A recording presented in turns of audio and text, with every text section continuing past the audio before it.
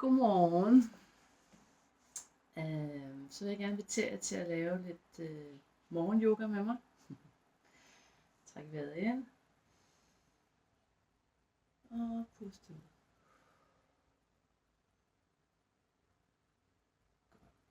Jeg starter altid med at varme min håndled op. Står her stille og roligt og finder lidt vægt på dem fra side til side. Roterer lidt rundt her. Og lige at varme håndleden op. Så vender jeg dem bagud. Så strækker jeg under siden af armen. Vender hænderne indad. Roterer lidt. Og jeg sætter også håndryggen ned og læner mig lidt tilbage, så jeg ikke får fuld vægt på. Så krummer vi op. Og svejer ned. Lige varmer ryggen op. Krummer op. Og svejer ned. Så starter vi med vores skuldre. Jeg tager altid min højre hånd først. Trækker vejret ind, ned under kroppen. Puster ud og åbner op. Kigger op mod loftet. Lad armen være tung. Trækker vejret ind.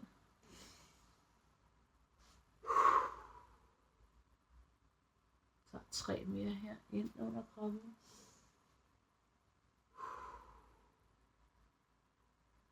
2.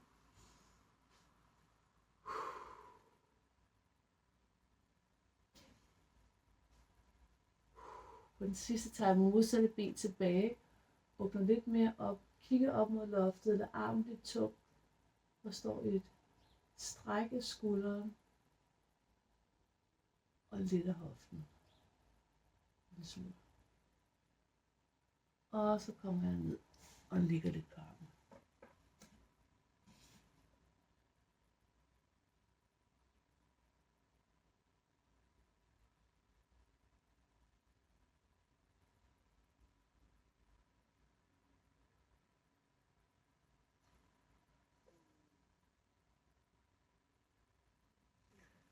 Så tager vi den anden arm, trækker vi ind. Så er cirka 5 på hver side.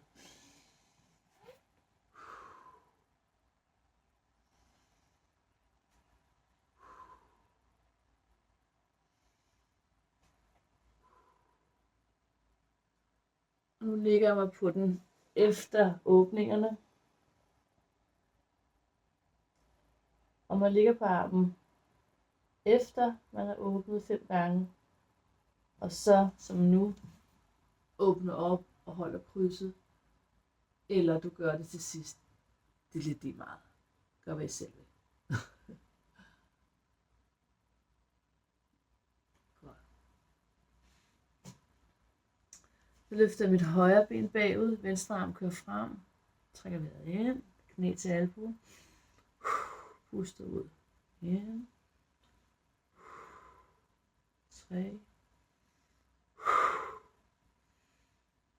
4. 5. Og på den sidste kigger I frem.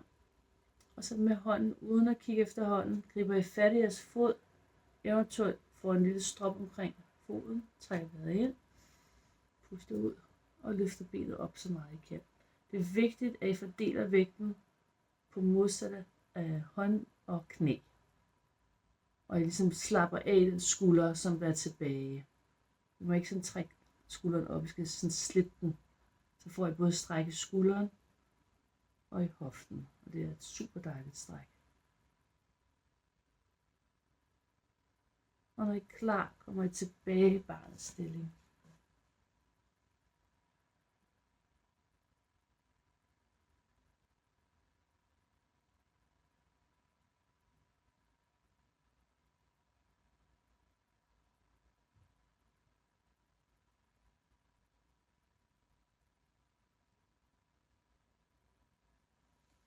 Og vi kommer frem igen, og nu tager vi venstre ben og højre arm, og vi trækker vejret ind.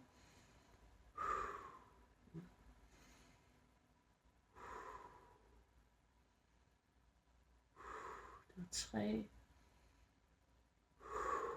4, 5. Kigger frem. Fokuserer. Ikke kigge efter armen, så falder man. Så fat i foden, trækker vejret ind. Puster ud og løfter op.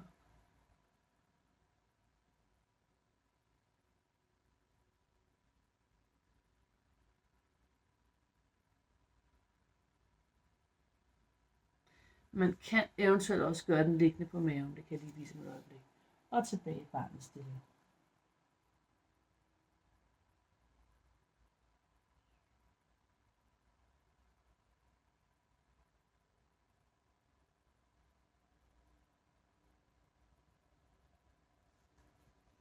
Hvis man gør den på maven. Her. Det kan man også gøre. Problemet er bare, at ofte så har folk et stort svej, så den er ikke så god. Nu ligger jeg på maven, så nu tager jeg fat med hænderne på siderne, trækker vejret ind, puster ud, drejer og finder et twist i kroppen, trækker mit skulderbladet ind, laver en retraktion på min højre skulderblad og kigger mod venstre. Trækker vejret ind, puster ud, drejer og laver en retraktion med venstre side, og jeg skifter 3 gange.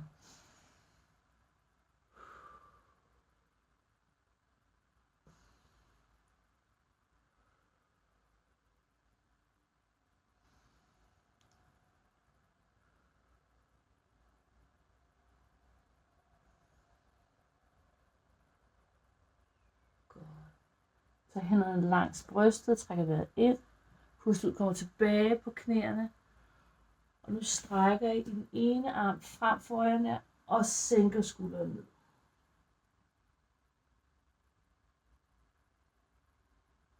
Vi skifter, tager den anden arm frem foran jer og sænker skulderen ned.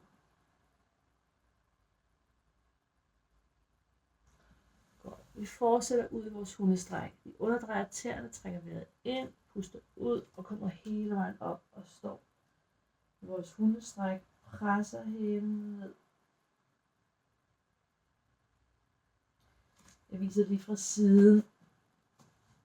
Her, og jeg presser min hæle ned. Nu går jeg frem igen, men jeg kender ikke positionen. Men jeg står ligesom en hund, der strækker ben. Så tager jeg så mit højre ben op og står i en trebenet hund, så jeg står med venstre ben nede og begge arme frem.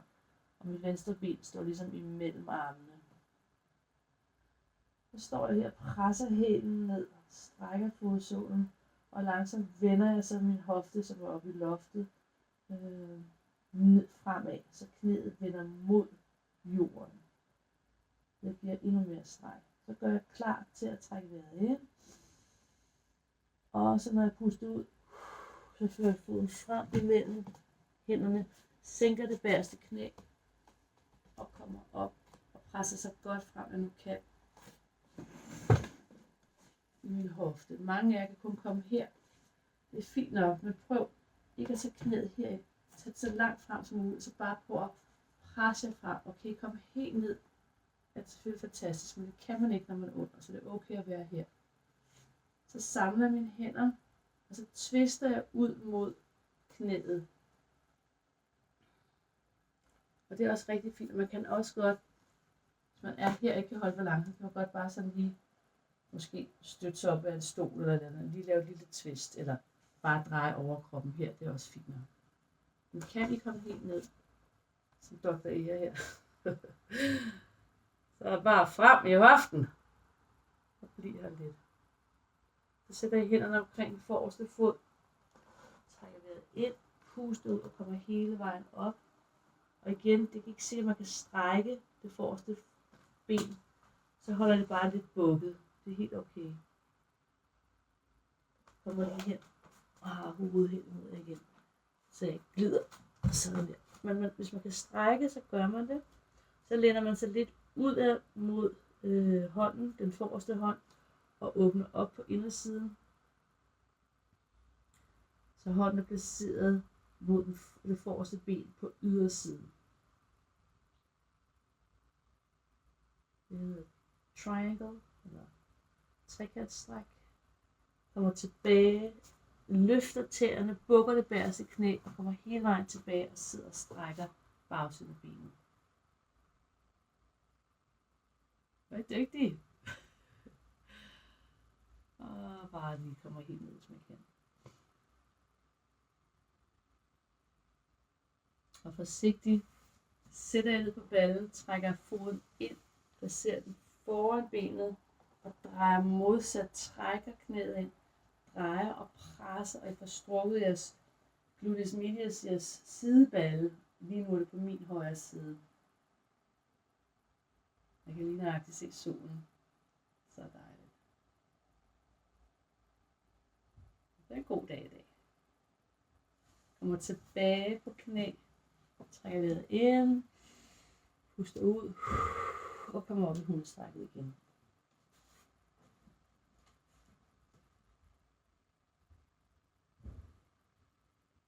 Nu går jeg med mit højre ben ind mod midten og løfter mit venstre ben op.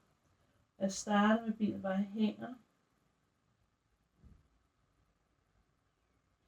Og når jeg så er klar, når jeg føler mit stræk på undersiden af min højre fod ikke giver så meget mere, så vender jeg så min løse ben nedad mod gulvet, så knæet peger nedad. Jeg strækker og presser og får fat i min fodsål. Det er et super godt stræk for fodsålen. Så trækker jeg vejret ind, puster ud og fører foden frem mellem hænderne, sænker det bagerste knæ og kommer op. Jeg strækker min hofte så godt jeg kan. Og husk, man kan godt bare være her. Kan man, så kommer man hele vejen ned og finder et twist.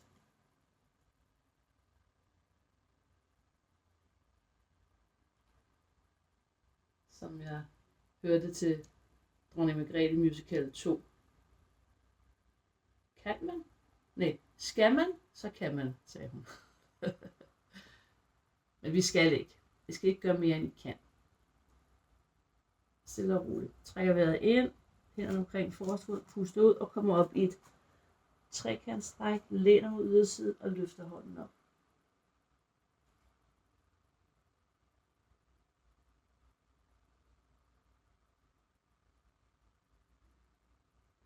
Kommer tilbage, sænker foden ned, strækker det forreste og kommer stille og roligt ned.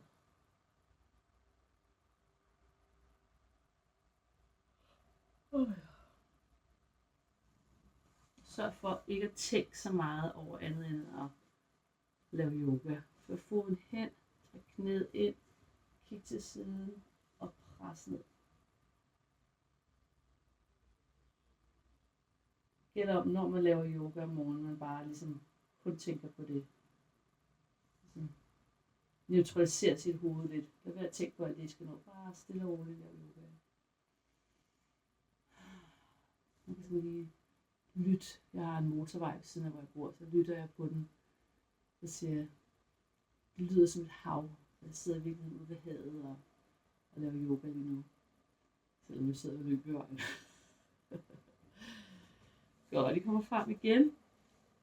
Og nu underdrejer jeg tæerne. Trækker vejret ind. Puster ud og kommer op i vores hundestræk. Laver lige en enkelt vinyasa her. Kommer hele vejen ned her.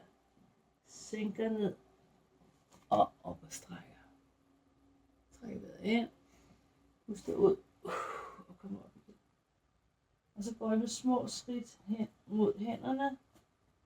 Og slipper hænderne. Og vi står og roterer lidt. Ser også hovedet lidt. Man kan lige kigge lidt ind over den ene arm. Ind over den anden arm. Trækker vejret ind. Kom op i flad ryg. Puster ud. Ned et fold. Og hele vejen op. Jeg er lidt i tvivl, I kan se mig. Jo, det kan jeg godt. Så tager vi lige krigeren til sidst. Jeg tager min venstre fod frem, højre tilbage. Højre fod peger til siden. Jeg kigger frem. Står sådan her. Som en kriger. Så trækker jeg vejret ind. Puster ud. Gør 5 gange her.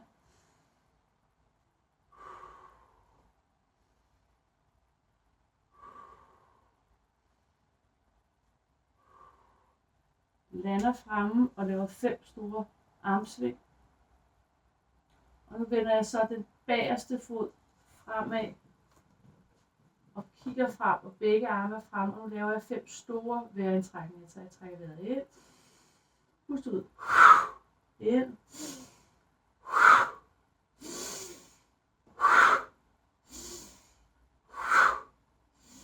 på den sidste, trækker vejret med ind, og fører foden frem, eventuelt hele vejen op, og sænker den ned. Vejrindtrækningen her til sidst er lidt kraftig, fordi vi skal lige have gang i vores dag her. Nu tager jeg det andet ben frem. Jeg vil min måtte her, så jeg ikke glider. Det er det der med at filme hjemme i stuen. Men nu har jeg så min højre fod fremme, og den anden ud til siden, og peger armene fremad. Jeg trækker vejret ind, pust ud, ind, og ud, ind,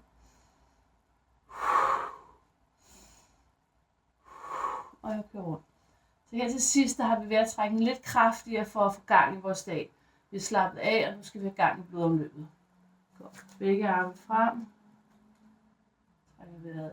Vi trækker vejret ind, når I går frem. Pust ud, når I går tilbage.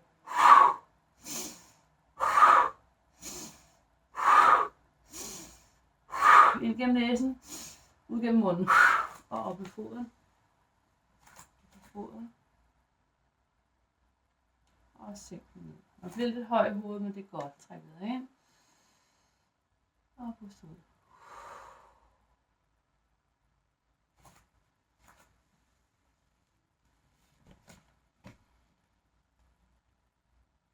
Godt, så vil jeg sige tak for i dag. Jeg håber, I kan bruge det til et eller andet. En god dag.